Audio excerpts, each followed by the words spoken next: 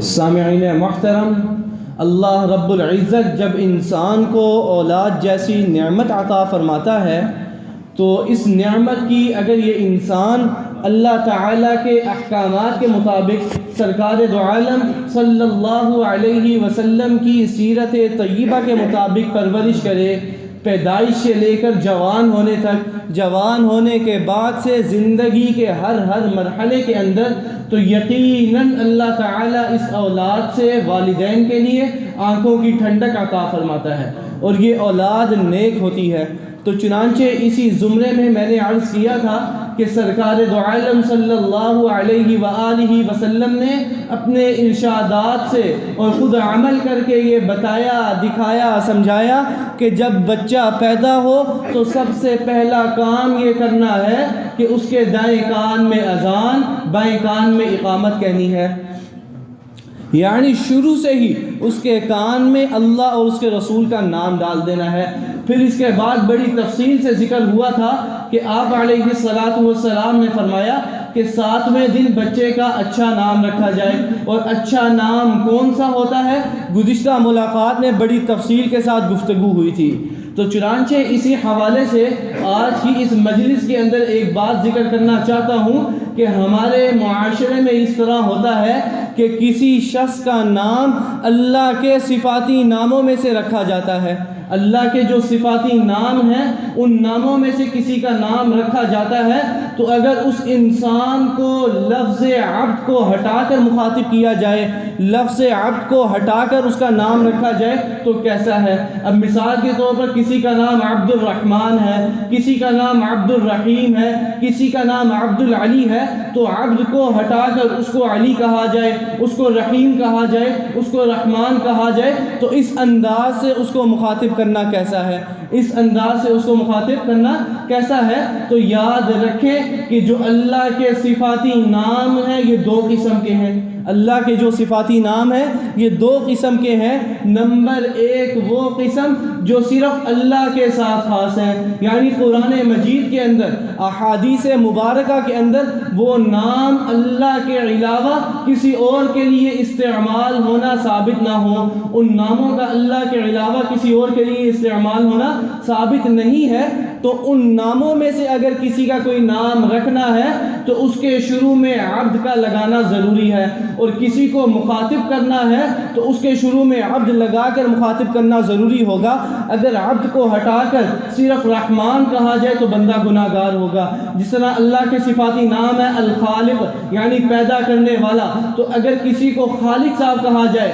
عبد کو ہٹا دیا جائے تو یہ بندہ گناہ گار ہوگا۔ پھر دوسری قسم ان ناموں کی ہے جو صرف اللہ کے ساتھ خاص نہیں ہے بلکہ اللہ کے علاوہ کسی اور کے لیے استعمال ہونا بھی ثابت ہے، تو ان ناموں میں اگر عبد کو ہٹا دیا جائے اور اسی انداز سے عبد کے بغیر کسی کو مخاطب کیا جائے تو یہ جائز ہے۔ اب جیسے العلی، یہ اللہ تعالیٰ کا صفاتی نام ہے، تو کسی کو علی کہہ کر پکارا جائے تو جائز ہے، کسی کو علی کہہ کر نام رکھا جائے تو یہ بھی جائز ہے۔ پھر اسی طریقے سے الرحیم، یہ اللہ کا صفاتی نام ہے، تو اگر عبد کو ہٹا کر کسی کو صرف رحیم کہا جائے اور اس انداز سے بلایا جائے تو یہ بھی جائز ہے، تو یہ بھی جائز ہے۔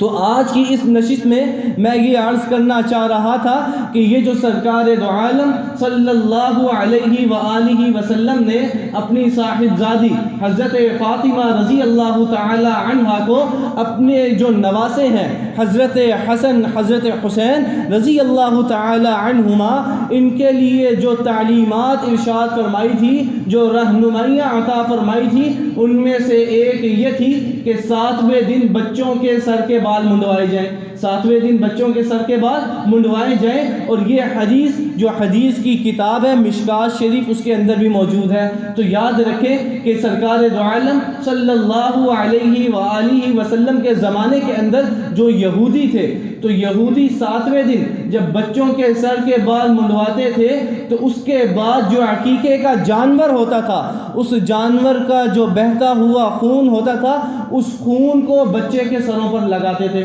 اس خون کو بچوں کے سروں پر لگاتے تھے، تو سرکار دو عالم صلی اللہ علیہ وسلم نے سمجھایا، روکا، منع کیا کہ دیکھو یہ بہتا ہوا خون ناپاک ہے، گندگی ہے، حرام ہے، اسی لیے تم یہ نہ لگایا کرو، بلکہ زعفران گھول کر بچے کے سر پر لگاؤ، زعفران گھول کر بچے کے سر پر لگاؤ۔ پھر اسی کے ساتھ ساتھ ایک اور تعلیم جو سرکار دو عالم صلی اللہ علیہ وآلہ وسلم نے دی، وہ یہ کہ جب 7ویں دن بچے کے سر کے بال منڈوائے جائیں تو بالوں کا جو وزن ہوتا ہے، جسے ہماری اصطلاح میں جھڑ کہتے ہیں، تو جو بالوں کا وزن ہوتا ہے تو اس کا وزن کر کے دیکھ لیا جائے کتنا وزن ہے، تو جتنا وزن ہوگا اتنی وزن میں چاندی خیرات کی جائے، اتنی وزن میں چاندی خیرات کی جائے۔ تو بسا اوقات لوگ یہ سوچتے ہیں کہ مہنگائی کا زمانہ ہے، مہنگائی کے اندر اس سنت پر عمل کرنا تو بڑا مشکل ہے کہ کون اس مہنگائی کے زمانے کے اندر چاندی خیرات کرے۔ تو یاد رکھیں کہ یہ جو بچے کے ابتدائی بال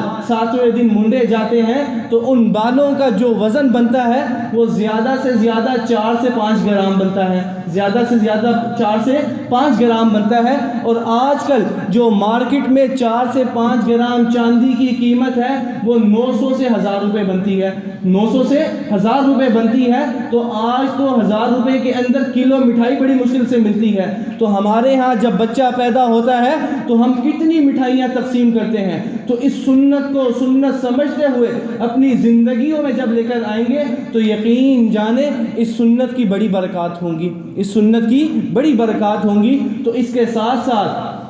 سرکار دو عالم صلی اللہ علیہ وآلہ وسلم نے یہ بھی تعلیم دی، یہ بھی رہنمائی فرمائی کہ 7ویں دن عقیقہ کرنا ہے، 7ویں دن عقیقہ کرنا ہے۔ تو یاد رکھیں کہ یہ پہلی جو آسمانی کتابیں تھیں ان کے اندر بھی یہ چیز موجود تھی جس کو اسلام نے، دین اسلام نے باقی رکھا ہے۔ تو یاد رکھیں کہ جو عرب ممالک تھے، خاص طور پر حجاز، مکہ اور مدینہ، تو وہاں کے جو لوگ تھے وہ بیٹی کے پیدا ہونے کو برا سمجھتے تھے، نحوست کا ذریعہ سمجھتے تھے، بیٹے کے پیدا ہونے کو خوشی کا ذریعہ سمجھتے تھے۔ لہٰذا جب بچہ پیدا ہوتا تھا تو وہ یہودی جو حضور صلی اللہ علیہ وسلم کے زمانے میں تھے، جو اپنے آپ کو تورات کا ماننے والا اور خود کو یہودی کہتے تھے، تو وہ لوگ بچے کے پیدا ہونے پر تو خوشی کا اظہار کر کے عقیقے کا جانور ذبح کرتے تھے، لیکن جب بچی پیدا ہوتی تھی اس کو نحوست کا ذریعہ سمجھتے تھے اور عقیقہ نہیں کرتے تھے۔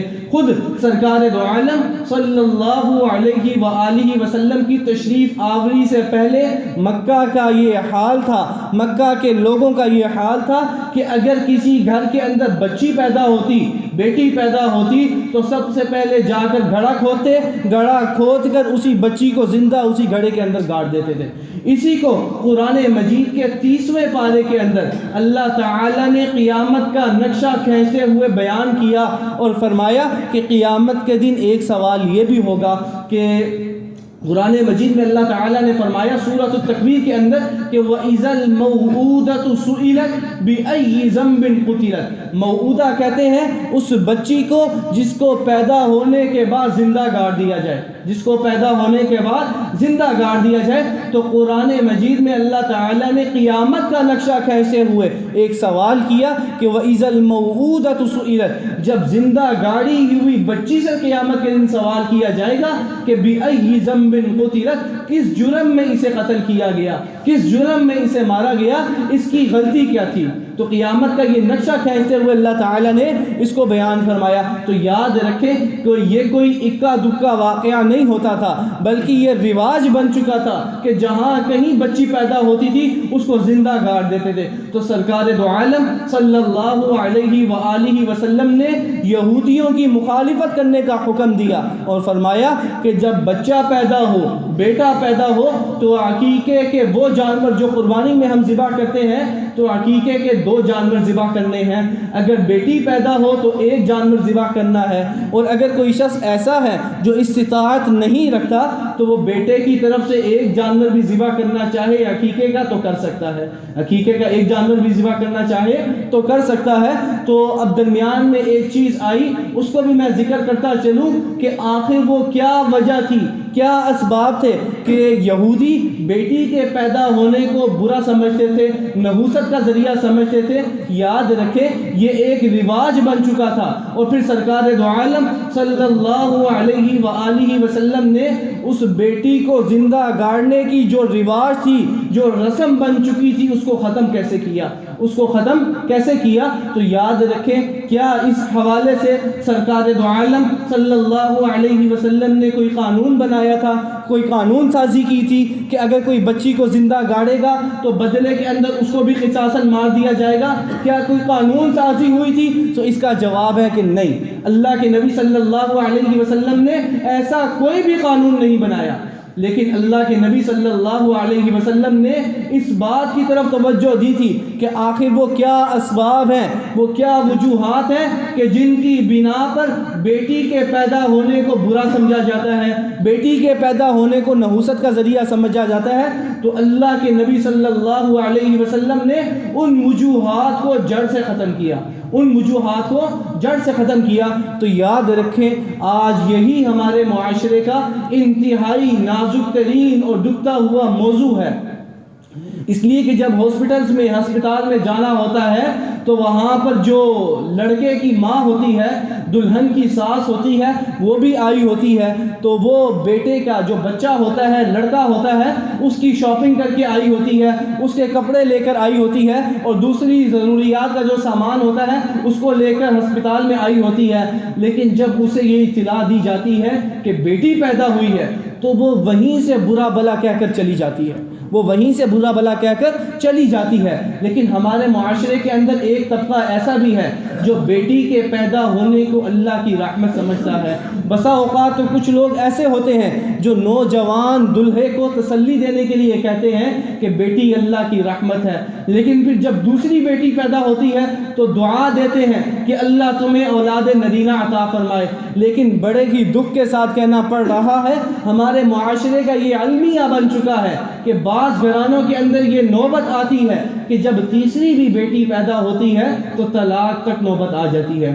تو طلاق تک نوبت آ جاتی ہے۔ تو ہمارے معاشرے کے اندر خاص طور پر یہ جو نوجوان دلہا طبقہ ہے، یہ بھی بیٹی کے پیدا ہونے کو برا سمجھتا ہے، بیٹی کے پیدا ہونے کو برا سمجھتا ہے۔ اور اس کے اندر ایک اور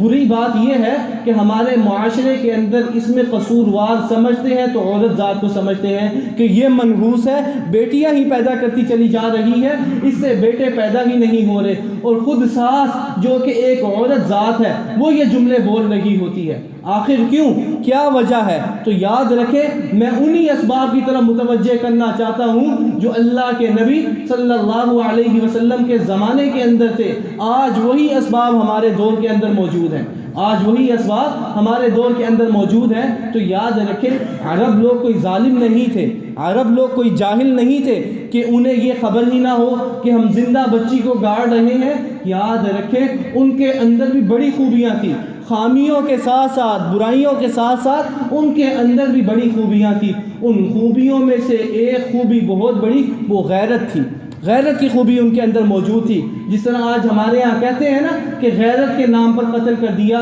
یہ ظاہر سی بات ہے، غلط چیز ہے، گناہ کا کام ہے۔ اسی طرح عرب کے اندر بھی جو ایک خوبی تھی وہ غیرت تھی، ان کے اندر غیرت تھی۔ جس طرح ہمارے ہاں کی بچی پیدا ہوتی ہے تو ایک نارمل سی بات ہوتی ہے کہ بیٹی پیدا ہوئی کوئی بات نہیں، اسی طریقے سے عرب کے اندر بھی یہی تھا۔ لیکن جیسے جیسی وہ بچی جوان ہوتی تھی، جوانی کی دہلیز پر قدم رکھتی تھی، تو آج ہم سبھی کے سامنے ہے کہ معاشرے میں فردوں کا، افراد کا، لوگوں کا، نوجوانوں کا رویہ اس لڑکی، اس خاتون کے ساتھ کیا ہوتا ہے۔ یہی رویہ اس زمانے میں عرب کے لوگوں کے ساتھ ہوا کرتا تھا۔ پھر جس طرح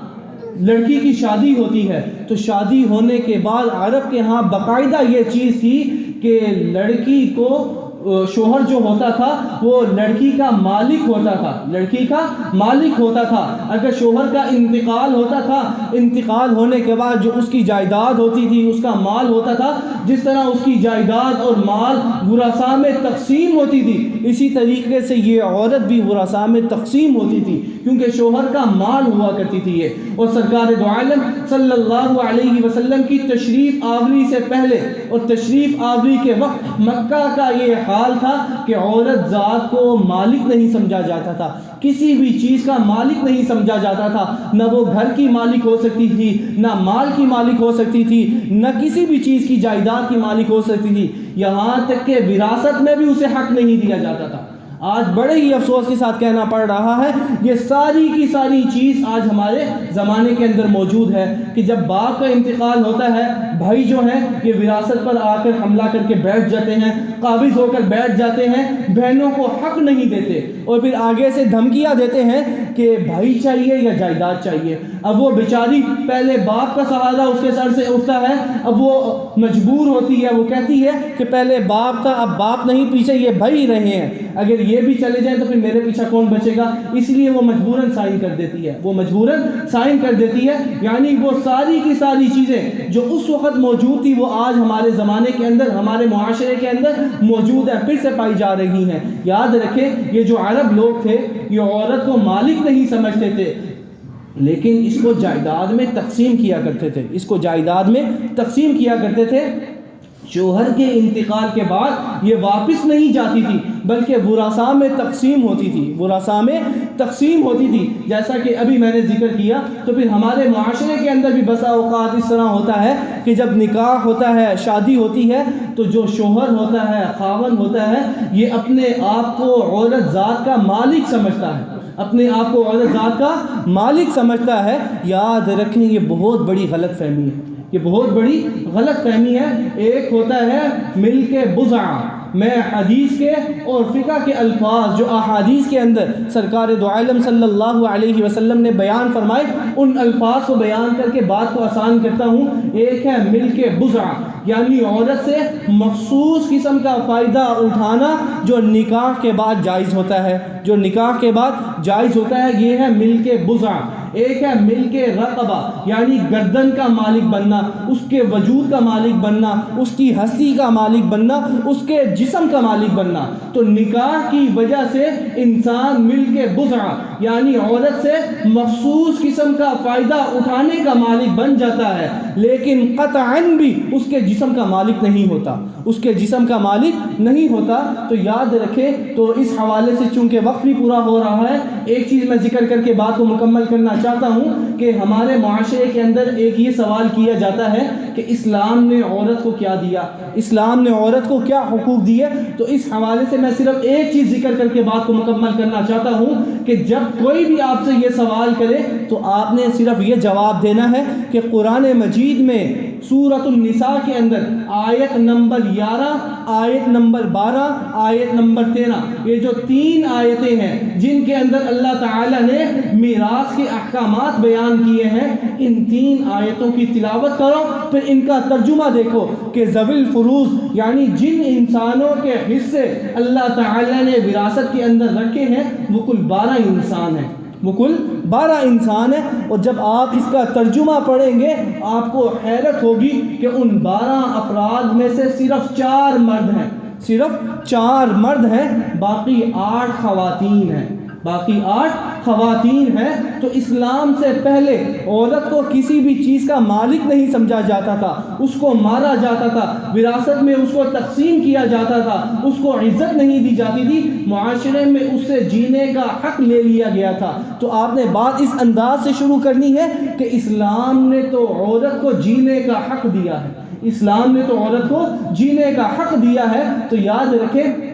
کہ اس کے ساتھ ساتھ عرب کے اندر اس طرح ہوتا تھا کہ عرب معاشرے کے اندر چونکہ ان کا جو میڈیا ہوتا تھا وہ شعر و شاعری ہوتی تھی، تو شعر و شاعری کے اندر وہ عورت ذات کے لیے نازیبا الفاظ، نازیبا کلمات استعمال کرتے تھے کہ جس کی بنا پر عورت ذات کی کوئی اہمیت نہیں ہوتی تھی، کوئی عزت نہیں ہوتی تھی۔ آج وہی چیز ہمارے ہاں گانوں کے اندر موجود ہے، آج وہی چیز ہمارے ہاں گانوں کے اندر موجود ہے کہ جس کی بنا پر عورت کی معاشرے کے اندر عزت ہی نہیں ہے۔ تو یاد رکھیں یہ جو عرب لوگ تھے یہ عورت کو، بچی کو زندہ درگور اس لیے کیا کرتے تھے غیرت کی وجہ سے کہ ان کی غیرت گوارا نہیں کرتی تھی۔ تو پھر انشاءاللہ اگلی نشست میں اسی بیان کو جاری رکھوں گا۔ تو اللہ تعالیٰ سے دعا ہے کہ اللہ تعالیٰ ہمیں ہماری سوچ سرکار دو عالم صلی اللہ علیہ وسلم کی تعلیمات کے مطابق بنانے کی اور پھر اسی انداز سے اپنی اولاد کی تربیت کرنے کی بھی توفیق عطا فرمائے جس انداز سے دین اسلام نے اور سرکار دو عالم صلی اللہ علیہ وسلم نے رہنمائی فرمائی۔ اقول قولی ھذا واستغفر اللہ لی ولکم